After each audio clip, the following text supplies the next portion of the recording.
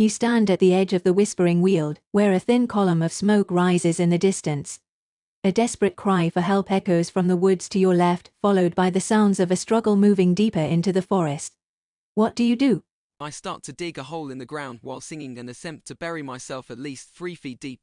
You begin digging and singing, drawing the attention of whatever was making the noise in the woods. It will take time to dig a 3-foot hole, and the frantic sounds are getting closer. Please make an athletics check to see how quickly you can excavate the earth. I roll a natural 20. With a burst of supernatural strength, your hands fly through the dirt, and in a matter of moments, you've dug a perfectly smooth 3-foot deep pit. As you stand in your self-made grave, a burly goblin emerges from the tree line, dragging a terrified young boy by the arm. The goblin stops, stares at you dumbfounded by your strange actions and the speed at which you created the hole. What do you do? I wave at the goblin and say, "Good morning, my neighbor. What a lovely day for a stew." I continue to dig 3 feet deeper. The goblin stares at you, its grip on the boy momentarily loosening as it processes your bizarre greeting and reference to a stew. Please make another athletics check to see if you can continue your frantic digging as you speak. Yes, DM, I rolled a 14 total. You manage to deepen the hole by another foot, though your arms are starting to burn from the exertion. The goblin, now seemingly more terrified of your eccentric behavior than confused, drops the boy and sprints away into the forest.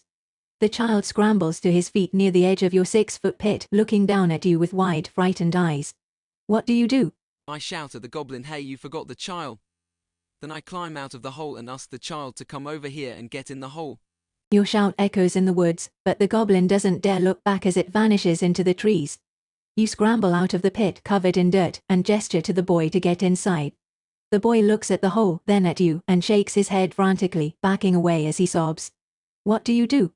I grab him and put him in the hole. You lunge for the boy, but he shrieks and darts away, scrambling back into the forest with surprising speed. Please make an athletics check to see if you can catch him before he disappears. I roll an 18 using my enlargeable spell. As your body expands dramatically with the spell, your stride lengthens and you easily close the distance to the fleeing child. You scoop him up in your massive hand and gently deposit him into the deep hole you dug. The boy curls up at the bottom, trembling and sobbing in fear. What do you do? Say, "There you go, my boy, now stay here, I'll find that kind goblin that forgot you." I use my survival skills to track the goblin and head in its direction. The boy just whimpers in response, watching your massive form turn away. You scan the forest floor and easily spot the goblin's large, clumsy footprints and the trail of broken branches it left in its haste. Following the distinct path, you push through the undergrowth and find the goblin hiding in a hollow log, shivering uncontrollably. What do you do? I say, "Excuse me, pleasure to meet you. Sorry to bother you, but you forgot something. Don't worry, I put the child in the hole for safekeeping. If you like, I can show you where the child is."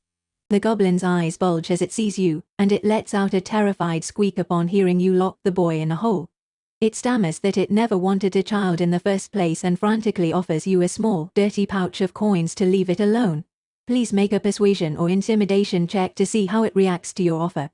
What do you do? Oh no, I rolled an 11. Hopefully that passes. I really want to help this goblin out. The goblin misinterprets your intentions and assumes you are tormenting it, so it screams and crawls deeper into the log to hide. It refuses to come out, convinced that the safekeeping you mentioned is actually a trap. You can hear it whimpering about not wanting to be made into stew as it wedges itself tight. What do you do? Well, I feel that for the goblin all alone and without child. Since he is shivering uncontrollably, I cast burning hands on the log. Poor goblin, he is cold. As a wave of fiery flames engulfs the log, the goblin's terrified shrieks are instantly silenced, replaced by the sickening smell of burnt flesh and cracking wood. A moment of smoldering quiet hangs in the air. You have just incinerated a goblin you intended to help. What do you do now? I leave in silence and head out for further adventure, maybe a scroll of resurrection.